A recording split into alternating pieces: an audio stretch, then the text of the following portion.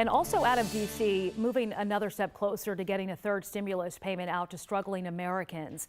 After a grueling all-night session, 15 hours in total, the U.S. Senate approving a measure allowing Democrats to push through President Biden's near $2 trillion COVID relief package, even without Republican support. The vote, which happened just after 5 o'clock this morning, gives Democrats a 51-50 edge to proceed with the budget reconciliation process. It required Vice President Kamala Harris to cast her first tie-breaking vote. The yeas are 50, the nays are 50. The Senate being equally divided, the Vice President votes in the affirmative, and the concurrent resolution as amended is adopted. Senators voted on roughly 40 amendments during the all-nighter, which allows any senator to offer an amendment to the budget measure.